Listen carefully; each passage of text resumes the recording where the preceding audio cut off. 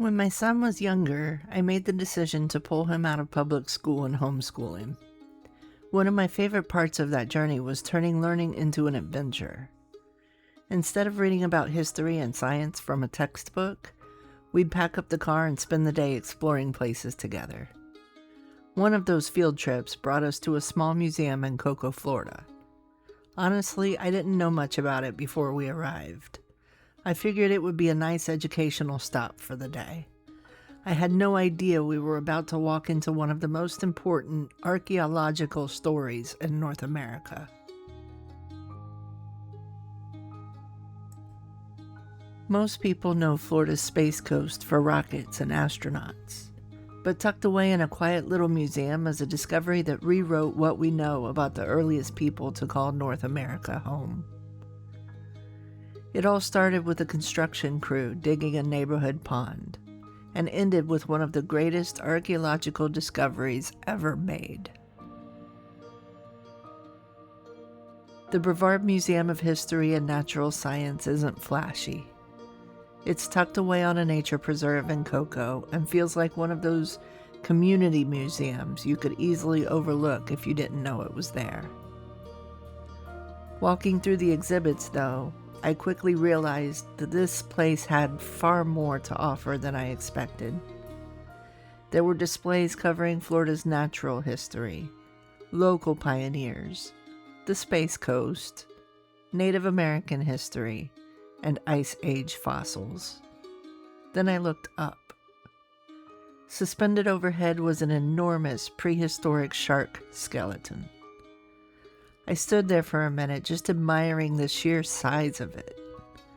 Seeing something like that in person has a way of making prehistoric life feel suddenly real instead of something confined to a textbook.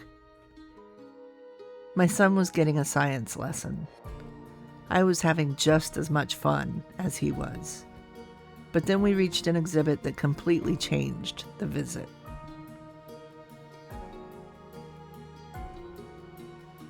In 1982, workers were digging a retention pond for a new subdivision called Windover Farms near Titusville. During the excavation, a backhoe operator uncovered a human skull. Police were called, believing they had stumbled onto a modern crime scene. Instead, archaeologists soon realized they had uncovered something almost unimaginable. The shallow peat pond had served as a cemetery more than 7,000 years ago. Over the next several years, archaeologists carefully excavated the site, recovering the remains of 168 individuals. But it wasn't just the number of burials that made the discovery extraordinary. The unique conditions inside the peat preserved things that almost never survived thousands of years. These ancient Floridians weren't simply buried. Many had been wrapped in woven textiles and carefully placed beneath the water, anchored with wooden stakes to keep their bodies from floating. Those woven fabrics turned out to be some of the oldest ever discovered anywhere in North America. To put that into perspective, the people of Windover were weaving textiles thousands of years before the first pyramids were built in Egypt. Then came the discovery that stunned scientists around the world. Inside many of the skulls, archaeologists found preserved brain tissue. 7,000 years after these people had died, microscopic brain structures still remained. Today, Windover represents the largest known collection of prehistoric preserved human brain tissue ever discovered at a single archaeological site. That's the kind of discovery you'd expect to hear about at a massive national museum. Instead, it's preserved right here in this quiet little museum in Cocoa.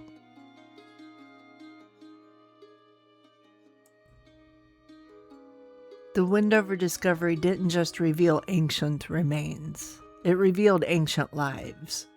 Scientists learned what these people ate, the tools they made, and how they cared for one another. One of the most moving discoveries was a teenage boy born with what appears to have been severe spina bifida. He likely couldn't walk on his own, yet he lived into his teenage years. For a hunter-gatherer society, that meant his family and community cared for him every single day of his life. Thousands of years later, that simple act of compassion still survives in the archaeological record. Sometimes history isn't found in great battles or famous leaders. Sometimes it's found in evidence that people have always cared for one another.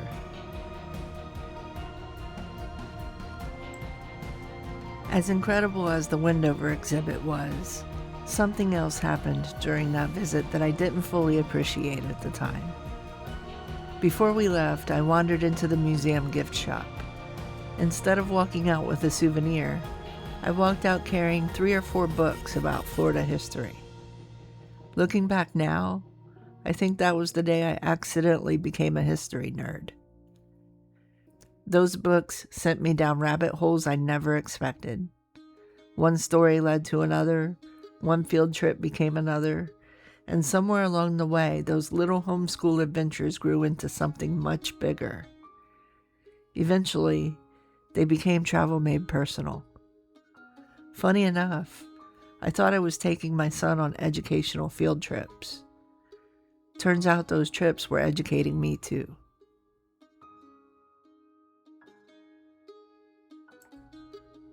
The Brevard Museum of History and Natural Science reminded me that some of the biggest discoveries aren't found in the biggest museums.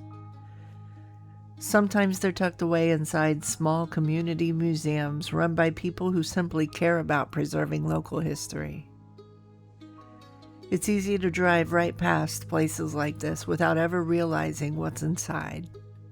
But if you stop, you might find yourself standing face to face with a story that's been waiting 7,000 years to be told. And maybe you'll leave carrying something unexpected of your own.